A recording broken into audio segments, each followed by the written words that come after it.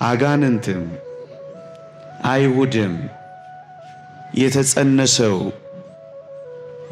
ጌታችን መድኃኒታችን ኢየሱስ ክርስቶስ የባህሪ አምላክ መሆኑን ቢያውቁ ኖሮ እስከ 33 ዓመት አይጠብቁትም ነበር።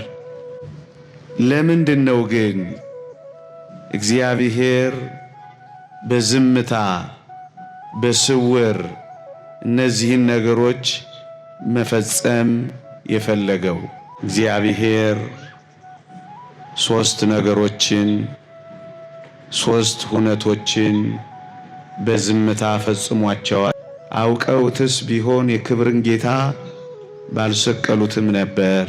ለምንድነው በዝምታ በስውር መፈጸም የፈለገው ካላችሁኝ፣ አይተህ ያላልከኝ ጩኸቴን ሰምተህ ቁስሌን የፈወስከው እግዚአብሔር ሶስት ነገሮችን ሶስት ሁነቶችን በዝምታ ፈጽሟቸዋል ይላል።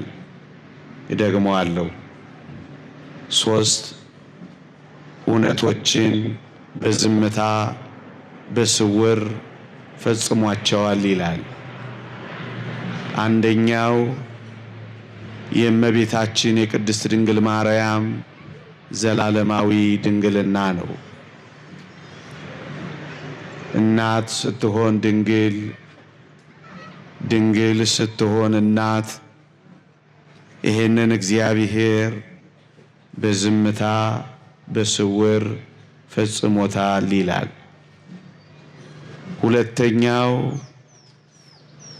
የጽንሱ ነገር ነው። እመቤታችን ቅድስት ድንግል ማርያም ጌታችንን ስትጸንስ አጋንንትም አይሁድም አላወቁም።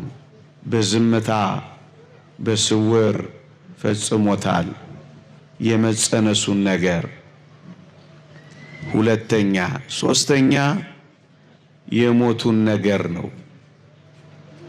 አጋንንት የሞተው ተራ ፍጡር መስሏቸው ነበር። በዝምታ የፈጸመው አንዱ ሞቱን ነው። ለምንድነው ግን እግዚአብሔር በዝምታ በስውር እነዚህን ነገሮች መፈጸም የፈለገው? ልብ በሉ። አውቀውትስ ቢሆን የክብርን ጌታ ባልሰቀሉትም ነበር። እግዚአብሔር በዝምታ በስውር የእመቤታችንን ድንግልና የጽንሱን ነገር የሞቱን ነገር በዝምታ ፈጽሞታል ብያችኋለሁ። ለምንድነው ግን ይህን ያደረገው እግዚአብሔር? የተወደዳችሁ ኦርቶዶክሳውያን እነዚህን ጥቂት ነጥቦች ፈጠን ፈጠን ብዬ እጠቅስላችኋለሁ። አጋንንትም አይሁድም የተጸነሰው ጌታችን መድኃኒታችን ኢየሱስ ክርስቶስ የባህሪ አምላክ መሆኑን ቢያውቁ ኖሮ እስከ 33 ዓመት አይጠብቁትም ነበር። ወዲያው አፋጥነው አቻኩለው ቅድስት ድንግል ማርያምን ይወግሯትና የኔና የናንተ መዳን ይቀር ነበረ። አንደኛ ለምንድነው በዝምታ በስውር መፈጸም የፈለገው ካላችሁኝ፣ ድህነታችን እንዳይቀር ነበር ወገኖቼ። የተወደደች ቅድስት ድንግል ማርያም ጌታችንን እንደጸነሰች የባህሪ አምላክ እንደተጸነሰ አጋንንትም አይሁድም ቢያውቁ ኖሮ ድንግል ማርያምን ወግረው ይገሏት ነበር። ለዚህ ነው የኔና የናንተ ማዳን እንዳይቀር የኔና የናንተ ወደ ሕይወት መመለስ እንዳይዘገይ እግዚአብሔር በዝምታ በስውር ፈጽሞታል። አንደኛ። ሁለተኛ ክርስቶስ ያለ ዘር እንደተጸነሰ በድንግልና እንደተወለደ አጋንንት ቢያውቁ ኖሮ ከክርስቶስ ጋር ከመዋጋት ይሸሹ ነበር። ወገኖቼ እደግመዋለሁ። በእውነት የባሕርይ አምላክ ያለ ዘር እንደተጸነሰ በድንግልና እንደተወለደ አጋንንት የዚች ዓለም ገዢዎች የተባሉ አጋንንት ገዢዎች የተባሉ አይሁድ ቢያውቁ ኖሮ ምን ያረጉ ነበር ካላችሁኝ፣ በተለይ አጋንንት ከክርስቶስ ጋር ከመዋጋት ይሸሹ ነበር። ወገኖቼ አንድ ነጥብ ላስታውሳችሁ። ክርስቶስ ከዘረጋ ሳያጥፍ ከቆመ ሳይቀመጥ በቆሮንጦስ በረሃ ሲጾም ባየው ጊዜ ይሄማ አምላክ ነው ብሎ መጠራጠር ጀምሮ ነበር። በተለይ ታስታውሱ ከሆነ በዮርዳኖስ ክርስቶስ ሲጠመቅ የምወደው ልጄ ይህ ነው የሚል ድምፅ ሲሰማ ይህማ የእግዚአብሔር ልጅ ነው ብሎ ተጠራጥሮ ነበር። ከዚያ ምን አደረገ? ፈተና መፈተን ጀመረ። አታስታውሱ? የእግዚአብሔር ልጅማ ከሆንክ ይህንን ድንጋይ ዳቦ አድርግ እያለ መፈተን ጀመረ። አያችሁ፣ ሲሰማ ተጠራጠረ። ይህንን ጥርጣሬውን ነው ክርስቶስ ያራቀው። ለምን? ከመዋጋት እንዳይሸሽ ነዋ። ታስታውሱ ከሆነ ተርቦ ወደ ዕፀ በለስ ሲሄድ ፍጡር ነው ሲል፣ በለሲቱን ፍሬ ሲያጣባት በቃሉ ብቻ ሲያደርቃት ይሄማ የባሕርይ አምላክ ነው ሲል፣ ጀልባ ላይ ታንኳ ላይ ሲተኛ ይሄማ ፍጡር ነው ሲል፣ ማዕበልና ነፋሳት ሲገስጽ ሲያየው ይሄማ አምላክ ነው ሲል፣ የተወደዳችሁ ክርስቲያኖች አጋንንትን ሰይጣናትን ግራ እያጋባ ነው ያቆያቸው። ግራ እያጋባ አንዴ ፍጡር አንዴ አምላክ እንደዚህ ግራ ተጋብቶ መስቀል ላይ ያቀረበው። በሞቴ ስሙኝ፣ አታውቁትም ብዬ አይደለም። ክርስቶስ መስቀል ላይ ቆመና ምን አለ?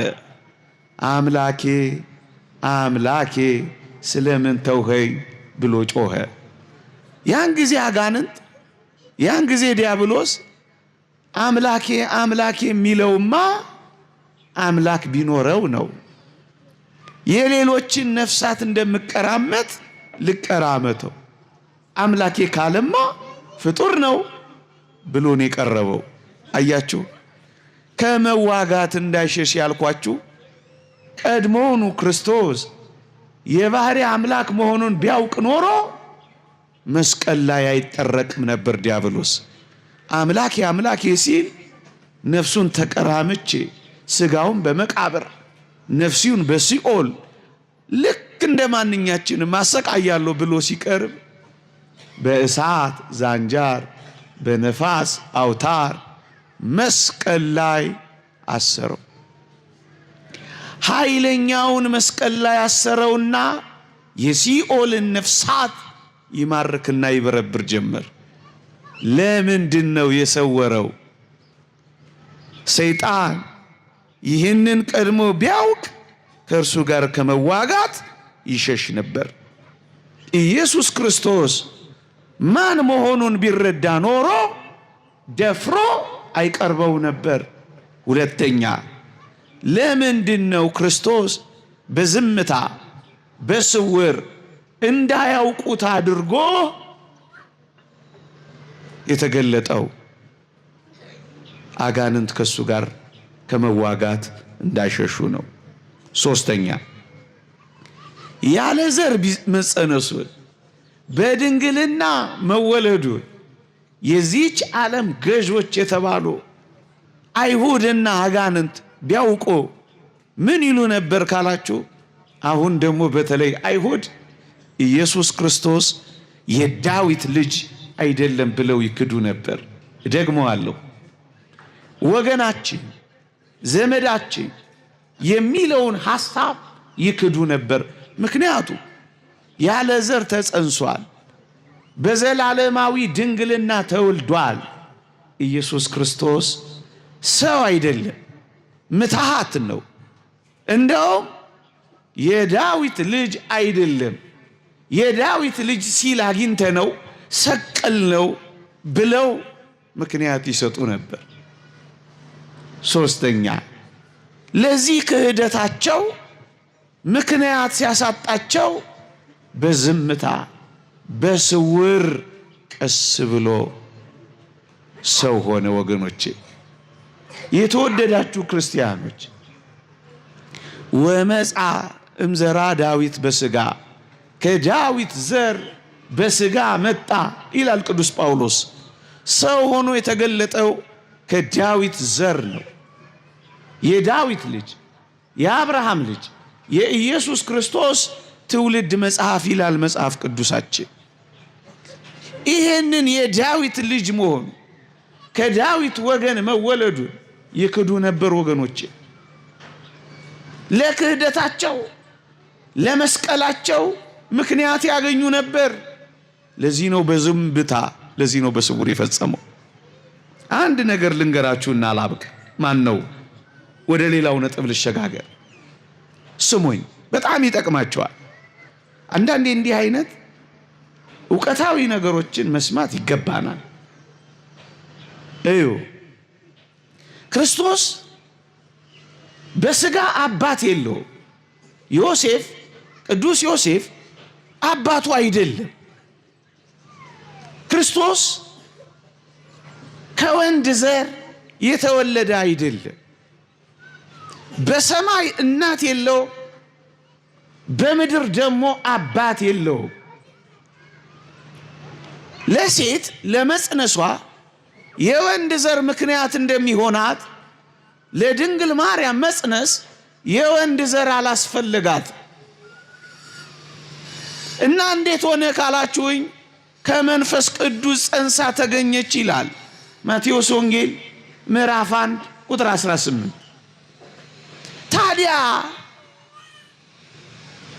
ከወንድ ዘር ካልተወለደ የእመቤታችን የዘር ሐረግም በመጽሐፍ ቅዱስ ላይ ካልተጠቀሰ፣ የዘር ሐረጓ በአይሁድ ልማድ የሴቶች የዘር ሐረግ አይዘረዘርም።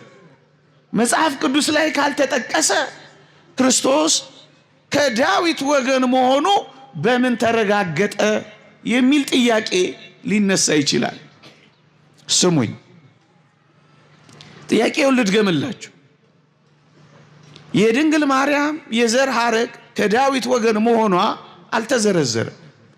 ቅዱስ ዮሴፍ ደግሞ በሥጋ አባቱ አይደለም።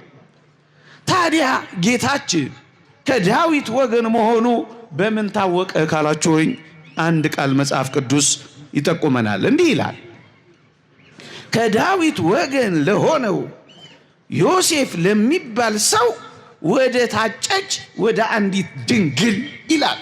ቅዱስ ገብርኤል ሊያበስራት ወዴት እንደሄደ ሲነግረን ከዳዊት ወገን ለሆነው ዮሴፍ ለሚባል ሰው ወደ ታጨች ወደ አንዲት ድንግል ይላል። ዮሴፍ ከዳዊት ወገን መሆኑ ተጠቅሷል። ታዲያ ዮሴፍ ነው እንጂ ከዳዊት ወገን መሆኑ የተጠቀሰው፣ የድንግል ማርያም ከዳዊት ወገን መሆን እኮ አልተጠቀሰም። ሁለተኛው ጥያቄ ነው። ይሄንን የሚመልሰው የአይሁድ ባህል ነው። እሱ ምንድን ነው? በኦሪቱ በአይሁድ ባህል መተጫጨት ከአንድ ነገድና ከአንድ ወገን ነው። ደግሞ አለው የሚተጫጩት ከአንድ ወገንና ከአንድ ነገድ ነው። ያ ማለት ቅዱስ ዮሴፍ ከዳዊት ወገን ከሆነ ቅድስት ድንግል ማርያም ከዳዊት ወገን መሆኗ የታወቀ ነው። ምክንያቱ በኦሪቱ የሚተጫጩት ከአንድ ነገድ ከአንድ ወገን ስለነበረ ነው። እንዴ ሶስተኛ ጥያቄ፣ ምናልባት ቅዱስ ዮሴፍ ተሳስቶ ወይም ሕገ እግዚአብሔርን ጥሶ አጭቶስ እንደሆነ የሚል ጥያቄ ደግሞ ሊነሳ ይችላል። የኢትዮጵያ ኦርቶዶክስ ተዋሕዶ ሊቃውንት እጅግ በጣም የተራቀቁ ናቸው። ምን ብሎ ይመልሳል ሊቁ ዮሐንስ አፈወርቅ? እንዲህ ይላል፣ ቅዱስ ዮሴፍ እንኳን እንዲህ ያለ ከበድ ያለ ስህተት ሊሳሳት ቀርቶ ይላል አንድ አስደናቂ ቃል ያነሳል። ምን ይላል? ከሱ እንዳልጸነሰች ድንግል ማርያም እያወቀ ሊያስወግራት ሊያስገድላት አልፈለገም ይላል። ጻድቅ ዮሴፍ ምን አደረገ? ጻድቅ ሆኖ ሊገልጣት ስላልወደደ በስውር ሊተዋት አሰበ ይላል። ደነገጠ። ጸንሳ ሲያት ሆዷ ገፍቶ ሲያት ደነገጠ። ታዲያችን ምስኪን ባልተረዳው ነገር ሊያስወግራት እኮ ይችላል፣ ከኔ አይደለም ጽንሱ ብሎ መወገር ነበር የመጨረሻ እድሏ። ቅዱስ ዮሴፍ ግን ምን አደረገ? ጻድቅ ሆኖ ሊገልጣት ሊያስወግራት አልወደደም፣ በስውር ሊተዋት አሰበ ይላል። እና ዮሐንስ አፈወርቅ ምን ይላል? ታዲያ እንዲህ ላለው ነገር በጥንቃቄ በንጽህና እሷን ላለመጉዳት በስውር የሐዲስ ኪዳንን ጽድቅ የመሰለ የፈጸመ ቅዱስ ዮሴፍ እንደዛ አይነት እንዴት ከነገዱ ከወገኑ ወጥቶ ሊያጭ አይችልም ይላል። ጥቂቷን ስህተት ለመሳሳት እድል ያልሰጠ ዮሴፍ ትልቁን ስህተትማ አይሳሳትም ይላል። እኔ ሶስተኛውን ነጥብ ልጥቀሰው። ምን የሚለውን? የዳዊት ልጅ አይደለም ብለው ለመስቀላቸው ምክንያት እንዳረጉ በዝምታ በስውር ፈጸመው። አራተኛ፣ የተወደዳችሁ ክርስቲያኖች ክርስቶስ ገና እንደተጸነሰ የባህሪ አምላክ መሆኑን ያለ ዘር መጸነሱን በድንግልና መወለዱን ይህንን አስደናቂ ተአምራት በማህፀን መፈጸሙን አይሁድ ቢያውቁ ምን እንደሚሆኑ ታውቃላችሁ? ይበሳጩ ነበር። በጣም ነበር የሚበሳጩት። የተወደዳችሁ ክርስቲያኖች ታስታውሳላችሁ፣ ጥቃቅን ተአምራቶችን ሲሰራ እንኳን አይሁድ በጣም ነበር የሚናደዱት። ድንጋይ ያነሱ ሊወግሩት ይሞክሩ ነበር። እሱም ይሰወራቸው ነበር። ገና ከማህፀን እንዲህ ያለ አስደናቂ ተአምር እንደሰራ ቢያውቁማ ይበሳጩ ነበር። ምዕመናን እያልኳችሁ ያለሁት ገብቷችኋል? ለምን ያበሳጫችሁ? ወገኖቼ ከተአምራት ሁሉ በላይ የትኛው ተአምር እንደሚበልጥ ታውቃላችሁ? ያለ ዘር መጸነስ በድንግልና መወለድ ከተአምራቱ ሁሉ ተስተካካይ የለው። ከሞት ስለመነሳት ካወራችሁ ብዙዎች ከሞት ተነስተው አይተናል። የተአምራት ሁሉ አክሊል ምንድነው ካላችሁኝ፣ በዘላለማዊ ድንግልና መወለዱ ነው ክርስቶስ። ይሄ ተአምራት ሁሉ አክሊል። ኦርቶዶክሳውያን እኛ ምልክት ስንሻማኑ ለምን ይመስላችኋል? እንዲህ ያለ ተአምራት ስላየን እኮ ነው። በየአዳራሹ ተአምር ፍለጋ ማንሄደው። በቅቶናል። ተአምር ያለ ዘር ተጸንሷል፣ በድንግልና ተወልዷል። የተወለደበትን ማህፀን በዘላለማዊ ድንግልና አጽንቷል። ከዚህ በላይ ተአምር ምን አለና ነው የት የምንሄደው? አይመለከተንም እኛ ተአምር። ለዚህ ነው እዚህ ብዙም የማይነገረው ስለ ተአምር። ለምን ያበሳጫቸው? አራተኛው ነጥቤ ነው ወገኖቼ። ክርስቶስ ለማበሳጨት አይደለም የመጣው። የተወደዳችሁ ክርስቲያኖች እንደውም በጥላነት እያለማመደ እኮ ነው ያቆያቸው። እንዴት? ድንግሊቱ ስለምትወልድ መካን የሆኑ ሴቶችን እንዲወልዱ እያደረገ ነበር ያቆየው። ለምንድነው እነ ሳራ የወለዱት መካኖቹ እነ ሐና የወለዱት? ዝም ብሎ ይመስልሃል? አይደለም። ድንግሊቱ ስለምትወልድ ነው ወገኖቼ። ሁሉም ነገር የሚያመለክተው ወደ አስደናቂው የክርስቶስ የማዳን ሥራ ነው። መካኖች ከወለዱ ድንግሊቱ ስትወልድ እንዳይደንቃቸው ነበረ። ዛሬም መናፍቃን ሲደንቃቸው ይኖራል። ይድነቃቸው ብንነግራቸውም አይገባቸው። ኢየሱስ የሚል ስም ስለሚመጣ ኢያሱ በሚል ስም ያለማምዳቸዋል። ሆሴ በሚል ስም ያለማምዳቸዋል። ኢሳይያስ በሚል ስም እንዳይደነግጡ እኮ ነው የተንከባከባቸው። ወገኖቼ ማበሳጨት አይፈልግም እግዚአብሔር። ቁጣቸውን ንዴታቸውን ማብረድ እንጂ ማጋጋል አይፈልግም። ለዚህ እኮ ነው ታስታውሱ ከሆነ ያንን አይነ ስውር ዮሐንስ 9 ላይ ፈውሶ በማከላቸው ጎምለል ጎምለል ያለ አይምሰላችሁ። በጣም ይደንቃል ጌታችን። እደግመዋለሁ፣ ፈወሰውና ፈቀቅ አለ፣ ተሰወረ። ለምን? ብስጭት ሲያዩት እንዳይበሳጩ። እኛ እኮ ማበሳጨት ነው ስራችን። ቆይ ነገሌላ እናዳቸው፣ ቆይ ነገሌላ አበሳጫቸው፣ ቆይ ነገሌላ አቃጥላቸው፣ ቆይ ስኬቴን አሳይቼ ነገሌላ አሳፍራቸው። አቤት አቤት አቤት! ክርስቶስ እንዲህ ያለ ድንቅ ሥራ እየሰራ ስውር ነው የሚለው። መታየት እንኳን አይፈልግም ወገኖቼ፣ መደነቅ አይፈልግም፣ ማበሳጨትም አይፈልግም። ክርስትና ሰዎችን አያበሳጭ፣ እልክ አያስይዝም። ይሄ አንዳንዴ በዓላት ላይ ያለው ሽሚያችን አንዳንዴ ማበሳጨት። ኢትዮጵያ ውስጥ ይሄ መበሻሸቅ ነው የሚባለው፣ እንደዛ ይመስላል። ምን አገባን እኛ? የሚያወሩ ያውሩ። እኛ እንዲህ አይነት ስራ የለንም። እኛ እውነተኛውን ትምህርት እናስተማራል።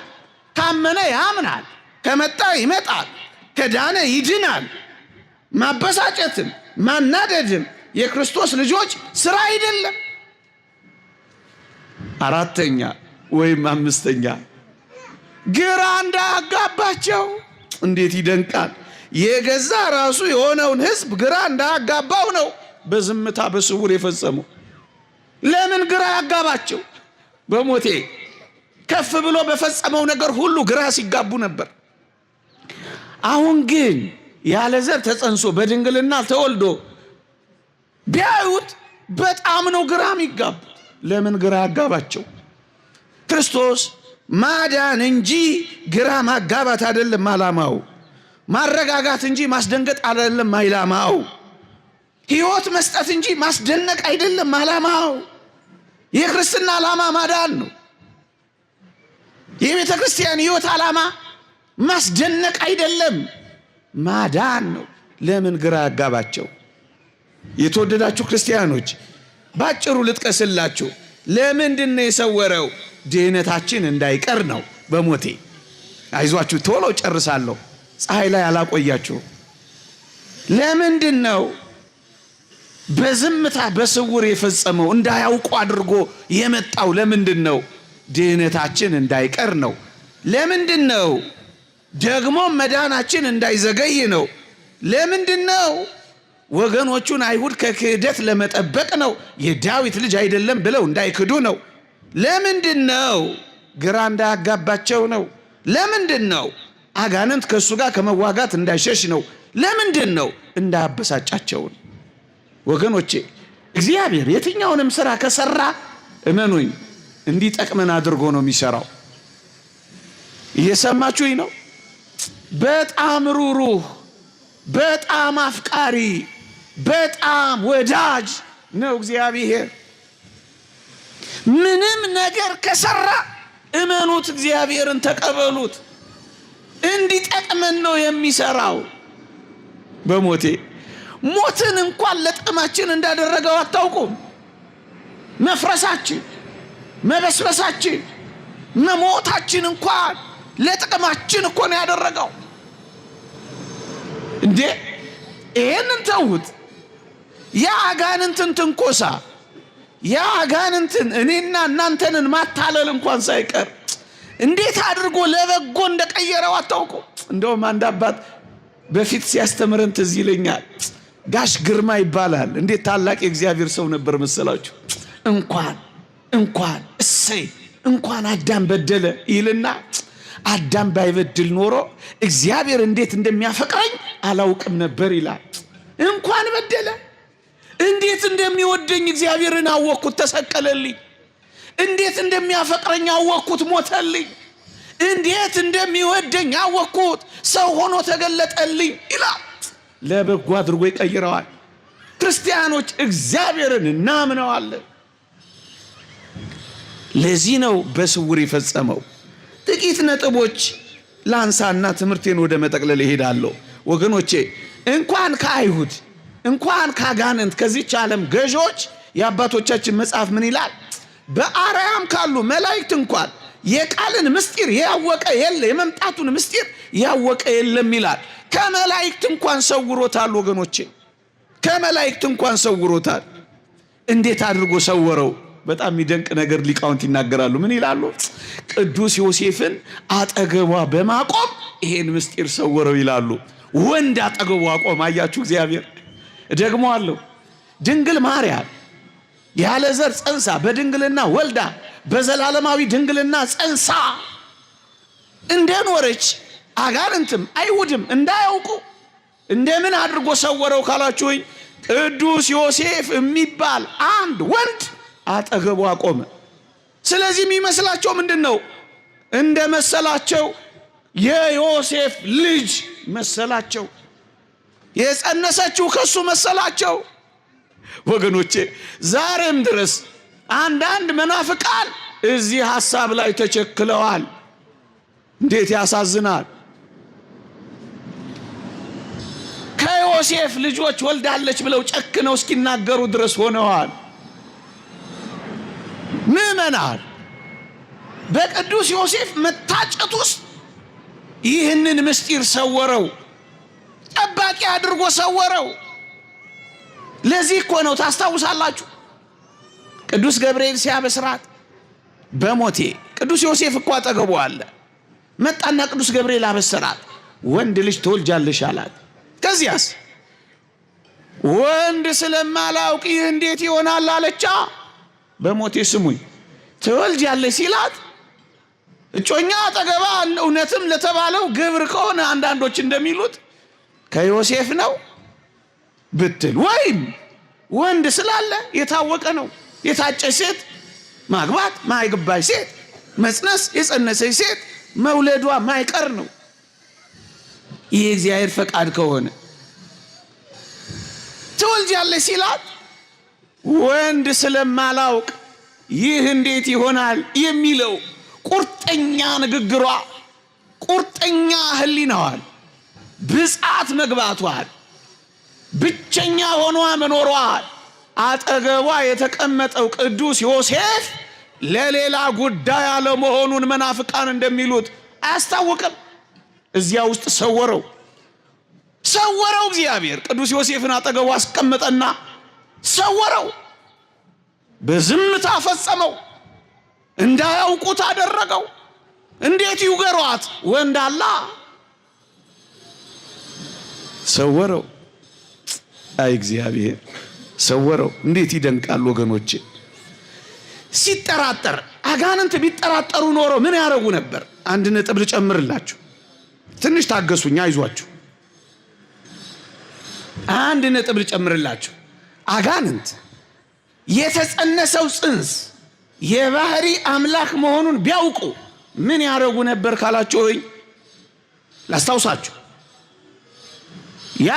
የተወለደው የአይሁድ ንጉሥ ወዴት አለ እያሉ ሰብአ ሰገል ሲመጡ ሄሮድስ ደነገጠና 2 ዓመትና ከዛ በታች የሆኑትን ሕፃናት አስፈጀላችሁ። ንጉሥ ተወልዷል እንዴ አለና አስፈጀ።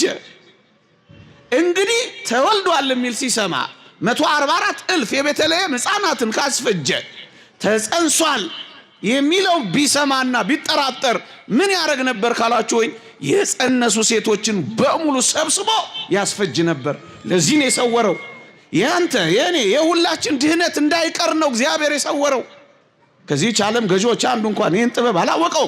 አውቀውትስ ቢሆን የክብርን ጌታ ባልሰጥሙ። አጋንንት አይሁድ በተለይ አጋንንት ቢያውቁ ኖሮ ምን ያረጉ ነበር? ቢጠራጠሩ ኖሮ ምን ያረጉ ነበር? ላስታውሳችሁ።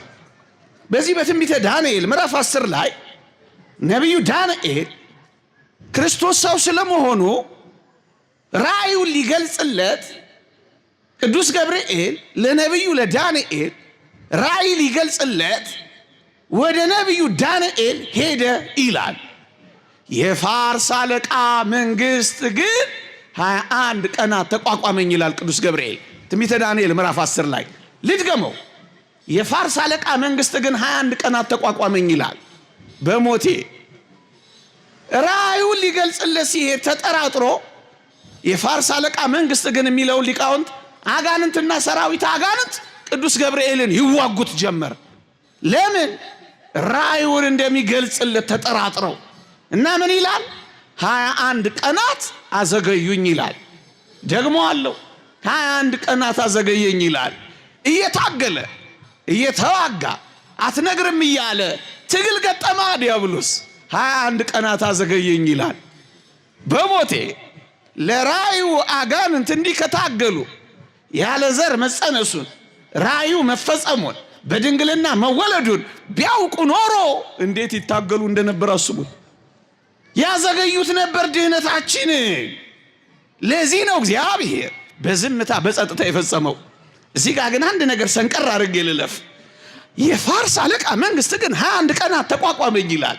ከዛ ይቀጥልና ምን ይላል መሰላችሁ? ቅዱስ ገብርኤል ካለቃችሁ ከሚካኤል በቀር የሚያጸናኝ የለም ይላል። ቅዱስ ሚካኤል መጣለት ለቅዱስ ገብርኤል። ከዛስ አጋንንት ሰራዊት አጋንንትን አዋረደ። ቅዱስ ገብርኤል ራእዩን ለመንገር ወደ ዳንኤል በረረ። ቅዱስ ሚካኤልስ ተዋጋቸው፣ አዋረዳቸው። ወገኖቼ እኔ እዚህ ጋር መናገር የምፈልገው ነጥብ ምን መሰላችሁ? እንኳን ለእኔና ለእናንተ ለደካሞቹ ለመልአከ ብስራት ለቅዱስ ገብርኤል እንኳን ሳይቀር ቅዱስ ሚካኤል አስፈልጎታል። ለመልአክ መልአክ አስፈልገው። መልአክ አያስፈልገኝም ልትል የምትችል አንተ ማን ነው የምትሆን? ቅዱስ ገብርኤል እንኳን ይሄንን ካለ እንዴ ካለቃችሁ ከሚካኤል በቀር የሚያጸናኝ የለም ካለ አንተ ማን ሆነ ነው ሚካኤል ምንድን ነው የምትለው? መልአክ አያስፈልገኝም ለማለት ትደፍራለህን? ይሄን ትቢት አትተውምን? ይሄን ድፍረት አትተውምን? ሰዎች ሁሉ ሊድኑና እውነትን ወደ ማወቅ ሊደርሱ በሚወድ በእግዚአብሔር ዘንድ ደስ የሚያሰኝ ጸሎትና ልመና ምልጃቸው አያስፈልገኝም ትላለህን?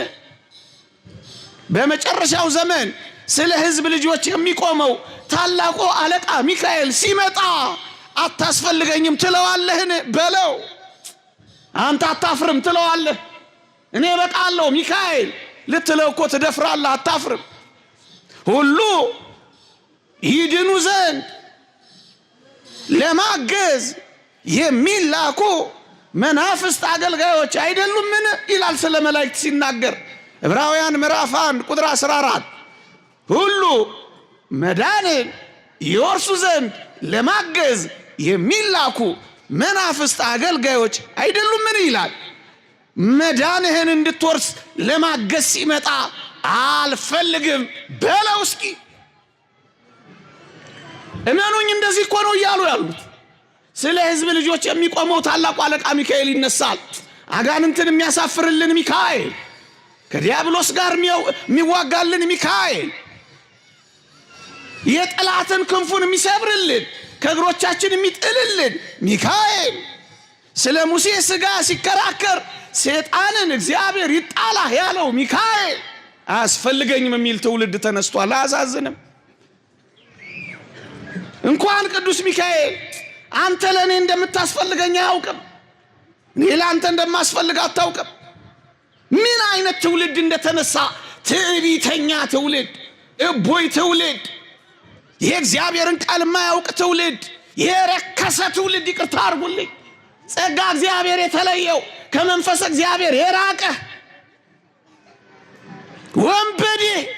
ይቅርታ ለቋንቋዬ መሳደቢያ አይደለም፣ እውነት ነው። እንተዋወቃለን። መላእክትን ሲሳደቡ ማያፍሩ፣ ድንግል ማርያም ላይ አፍ ሲከፍቱ ማያፍሩ፣ መሰዊያውን ስጋውና ደሙን የምናከብርበትን ሲሳደቡ ማያፍሩ፣ እግዚአብሔርን ሲሳደቡ በቅዱሳን ላይ አፍ ሲከፍቱ ማያፍሩ፣ የዲያብሎስ አፍ ያላቸው ምን ማድረግ ይቻላል? ይህንን ልናስቆመው ግን አንችልም። ምእመናን ይሄ ይቀጥላል። አትደንግጡ፣ አትታወኩ፣ አትበሳጩ። ይልቅ ቀኑ እየቀረበ እንደሆነ ወቁ። ትንቢታቱ እየተፈጸመ እንደሆኑ ተረዱ። እግዚአብሔርን ማደሪያውን ይሳደብ ዘንድ አፍ ተሰጠው የሚለው ቃል ታዲያ በዚህ ካልተፈጸመ በምን ሊፈጸምልህ ነው? በምን ይፈጸም? እንዳይፈጸም ልከለክለው እችላለሁ? እኔ ማን ነኝ? እንዳይፈጸም ሊከለክሉ ይችላሉ መምህር? እሳቸው ማን ናቸው? አይቻልም። ይልቅ በሃይማኖት ጽና፣ ይልቅ በምግባር ቅና፣ ይልቅ እውነተኛ ነው ያስከው። በርታ።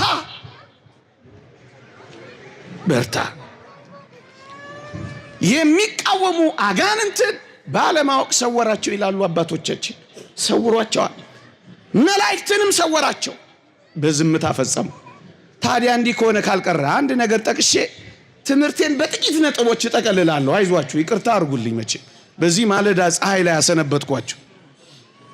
እየሰማችሁኝ ነው? ግን እየሰማችሁኝ ነው? አይዟችሁ። እዚህ ፀሐይ ተደብድበንም ከሆነልን እሰየው፣ እግዚአብሔር ይቁጠርልን።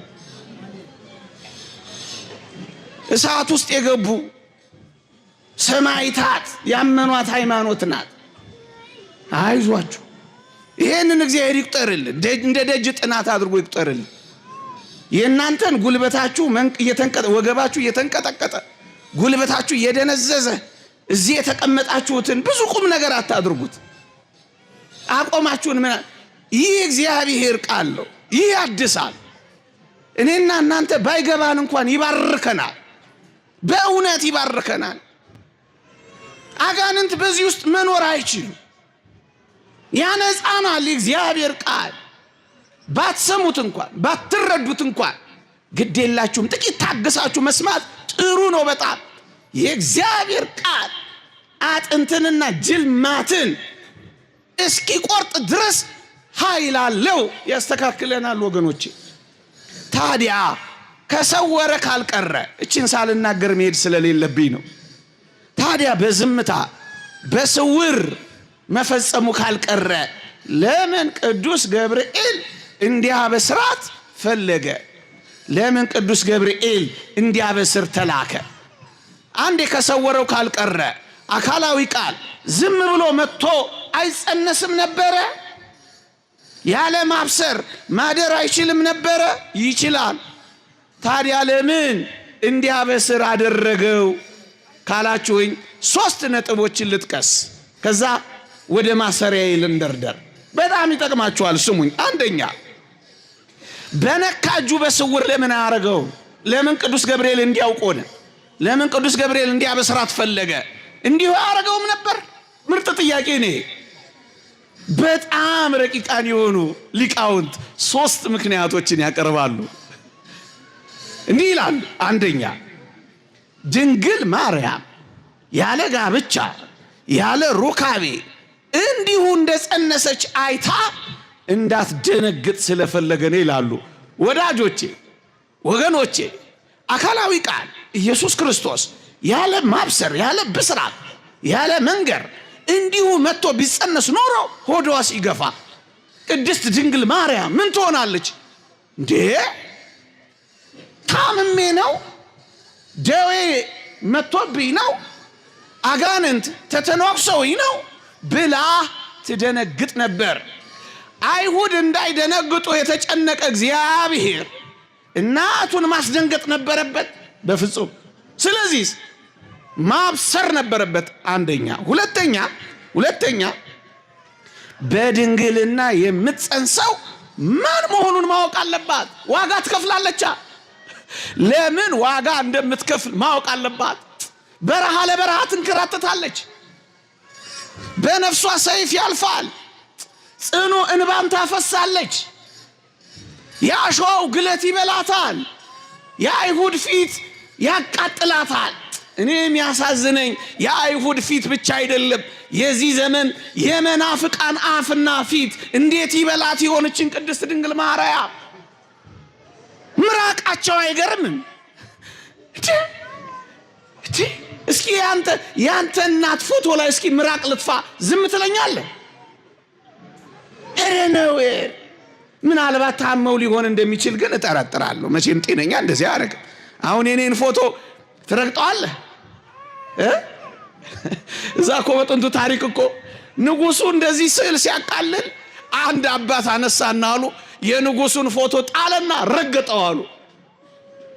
ባለሟሎቹ እንዴት ነው የንጉሱን ፎቶ የምትረግጠው ብለው አነቁት። እንግዲያውስ የጌታዬ የኢየሱስ ክርስቶስንም ስዕል ለምን ረገጣችሁት አላቸዋል።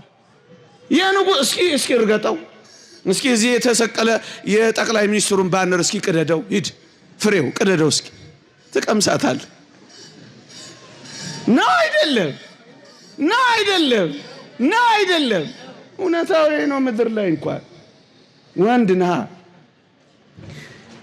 ምናልባት ቅድም ያልኳችሁ ነገር ግን እንደሚኖር እርግጠኛ ነኝ። የትኛው የስድቡ አፍ የምራቁን የትኛው እንዳትደነቁ። ከዚህ የበለጠ ነው። በክፋት እየባሰ ይሄዳል። በክፋት እየባሱ ይሄዳሉ። በቃ አትደነቁ። እግዚአብሔር ይሄን ስንከላከል እንድንኖር አላደረገን። ምንድነው? እናስተምር፣ እንማር፣ በሃይማኖት እንጽና፣ ንቅና። በቃ አለቀ። ከዛ ራሱ ይጠፋል። እግዚአብሔር ያጠፋዋል። ሁለተኛ በድንግልና የምትጸንሰው ማን መሆኗን እንድታውቅ ነው። ዋጋ ትከፍላለች። ሶስተኛ ነፃ ፈቃዷን ለመጠየቅ ነው በሞት። ይሄ ደግሞ አስደናቂ ምክንያት ነው። እዩ ከፍ ያለ ዝቅ ያለውን እንደሱ አይደል እንዴ? አለቃ ምንዝሩን እንደሱ አይደል እንዴ? እግዚአብሔር ግን እንዲህ አይነት ጉልበተኛ እንዲህም አይነት እብሪተኛ አይደለም። አስወድዶ አስፈቅዶ አስለምዶ እሺ አስብሎ እኮ ነው የሚጸነሰው። እንዴት የሚደንቅ ትሁት አምላክ ነው እናንተ። ነፃ ፈቃዷን እሺ ማለት አለባት። እሺ እሱ ስለመረጣት ብቻ ሳይሆን እሷ መምረጥ አለባት። እሺ ሌሎችን ድህነቶች እሺ ካስባለ ይሄንን በግብታዊነት እጅ ጠምዝዞ ያረገዋል? ምናስ እሺ ያስብላታል። ነፃ ፈቃዷን መስጠት አለባት። ይሁን ማለት አለባት። አሜን ማለት አለባት። እንደውም አንድ ሊቅ ምን ይላል? ሰማይን ምድርን ፍጥረታትን ሲፈጥር እግዚአብሔር ነበር ይሁን ያለው ይልና አሁን በአዲስ ኪዳን ሰውን ሲፈጥረው ግን ይሁን ያለችው እናቱ ናት። ምን ብላ? ይሁንልኝ። ለዚህ 3 ምክንያት ነው ቅዱስ ገብርኤል የተላከው። ልድገመው እንዳትረሱት፣ ልድገመው እንዳትዘነጉት። አንደኛ እንዳትደነግጥ። ጽንሱ የመጣው ከሰይጣን መተነኳኮስ ከበሽታ መስሏት እንዳትደነግጥ። ሁለተኛ ማን መሆኑን እንድታውቅ ዋጋ ትከፍላለችና። ሶስተኛ ነፃ ፈቃዷን በእሽታ በይሁንታ መስጠት አለባት። አሜን ማለት አለባት። ትምህርቴን ልጠቅልለው 5 ደቂቃ ብቻ። ሌላ ብዙ ማብራሪያ በጣም ብዙ ነጥቦችን ማንሳት ይቻላል። እኔ ግን መጠቅለያ ይሄን ላድርገው። ከዚህች ዓለም ገዢዎች አንዱ እንኳ ይህን ጥበብ አላወቀውም። አውቀውትስ ቢሆን የክብርን ጌታ ባልሰቀሉትም ነበር። ወገኖቼ እኛ ኦርቶዶክሳውያን የምንረዳበትን አእምሮና ዕውቀት እንግዲህ ተረዱ። ምን ይላል አባቶቻችን? አይሁድም አጋንንትም መናፍቃንም አሕዛብም ኢየሱስ ክርስቶስ በተለይ አይሁዳውያን ኢየሱስ ክርስቶስ ጎኑን ሲወጉት ሲያዩ እነሱ የሚያውቁት እንዳቆሰሉት፣ እንዳሳመሙት፣ ጎኑን እንደከፈቱት፣ እንደጎዱት ብቻ ነው የሚያውቁት። እኛስ ኦርቶዶክሳውያን የኢየሱስ ጎን በጦር ሲወጋ ምንድነው ያወቅነው? ምንድነው የተረዳነው ካላችሁኝ የሱ ጎን ሲወጋና ጎኑ ሲከፈት የገነት በር እንደተከፈተ እናውቃለን ይላል ቅዱስ ኤፍሬም። የገነት በርን የተከፈተልን በቁስሎቹ ውስጥ የመግባት ጸጋ ነው ያገኘነው ይላል ቅዱስ ኤፍሬም። እኛ የምንረዳው እንደዚህ ነው ወገኖቼ። አይሁድ አሕዛብን መናፍቃንም ኢየሱስ ክርስቶስ የመጨረሻውን እስትንፋስ መስቀል ላይ ሲተነፍስ ሲያዩት ያበቃ የሞተ ነበር የመሰላቸው። እኛ ኦርቶዶክሳውያን ምን እንረዳለን በዚህ ውስጥ ካላችሁኝ፣ በሞቴ ኢየሱስ ክርስቶስ መስቀል ላይ ስለኔና ስለናንተ ፍቅር የመጨረሻውን እስትንፋስ ሲተነፍስ እኛ ኦርቶዶክሳውያን ምን እንደምናውቅ ታውቃላችሁ? የመጀመሪያውን የህይወት እስትንፋስ እንደገና እንደ አዲስ መጀመራችንን እናውቃለን።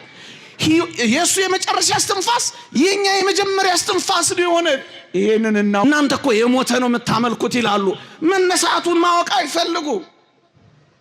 ለምን እንደሞተ አይገባቸውም። ቅድም እንዳልኳችሁ የተሰወረበት ህዝብ ነው። አንተ ግን ይቅርታ ለቋንቋዬ ደፍሬ በመናገሬ ክብር ለአባቶች ይግባ እንጂ አንተ በርቶልህ ነው እዚህ የተሰበሰብከው። ያልበራላቸው ናቸው ይሏል። the enlightened one የበራላት ያቺ ሴት ትዛትላችሁ። ገብቶናል። ገብቶን ነው ምንጮኸው። ገብቶን ነው ምንናገረው። አምነን ነው ምንጮኸው። ሳይገባን አይደለም። ምን ኢየሱስ ፈራ፣ ደነገጠ፣ ተከዘ የሚል ሲያነቡ መጽሐፍ ቅዱስ ላይ የፈራ የተከዘ የደነገጠ ያዘነ ነው እንደ የምታመልኩት ብለው ሊጠይቁን ይሞክራሉ። እኛ ግን በዚህ ሐሳብና በዚህ ጥያቄ ውስጥ ኦርቶዶክሳዊነት ምን እንደሚያውቅ ታውቃላችሁ? እሱ በመፍራቱ ፍርሃታችንን እንዳስወገደ እናውቃለን። እሱ በመደንገጡ የዘላለም ድንጋጤያችንን እንዳስወገደልን እናውቃለን። እሱ በማዘኑ ሐዘናችንን እንዳጠፋልን እናውቃለን። ይሄ ምን ማለት መሰለ? ክርስቶስ የስጋን ሕማማት ተቀብሎ ሕማማተ ስጋ የስጋን ሕማም ተቀብሏል። ካሳ ክሶልናል። ለስጋ ብቻ አይደለም። ቆሰለ፣ ታመመ፣ የሾህ አክሊሉ፣ ጅራፉ፣ ንቅሳቱ፣ ችንካሩ እነዚህ ካሳ ክሶልናል። ለስጋ የስጋ ብቻ አይደለም። የነፍስን ካሳ በምን ካሰ ካላችሁኝ፣ የነፍስ ሕመም መፍራት ነው። የነፍስ ሕመም መደንገጥ ነው። የነፍስ ሕመም መተከዝ ነው። የነፍስን ካሳ ክሷል። አዎ እንዴት ሆኖ? ታመማ፣ ማን ነው ደግ አዘና፣ ፈራ፣ ደነገጣ፣ ተከዛ። ይህንን አሕዛብ አይረዱትም። እኛስ የነፍስም የስጋን ካሳ እንደ ካሰ እናውቃለን። ፍርሃታችንን እንዳራቀ እንረዳለን። ርሁቅ አንተም ርሁቃን በስዋሬከ በመሰወርህ ከራቁት የራቅ ነህ ይላል ሊቁ። በመሰወሩ ከራቁት የራቀ ነው እግዚአብሔር። ወታለጽቆሙ ለርሁቃን በምህረትከ በምህረትህ ግን የራቁትን ታቀርባለህ ይላል ሊቁ። ከራቅ የእግዚአብሔር ሥራ ይርቅብሃል ወገኔ። አይሁድ በተለይ አይሁድ ሊቀ ካህኑ ልብሱን ሲቀድ እንደተቆጣ፣ እንደተበሳጨ፣ እንደተናደደ ነበር የሚገልጠው። ወገኖቼ ልብ በሉ። የኦሪቱ ሊቀ ካህናት ልብሱን ሲቀድ በክርስቶስ ላይ መበሳጨቱን ነው የሚገልጥ የነበረው።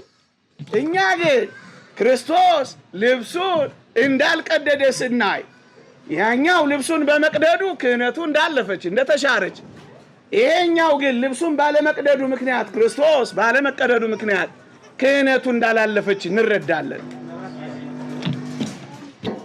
ክህነቱ እንዳልተሻረች እንረዳለን። ባጭሩ እኛ አውቀነዋል። ክርስቶስ የእግዚአብሔር ልጅ የባህሪ አምላክ መሆኑን ተረድተነዋል።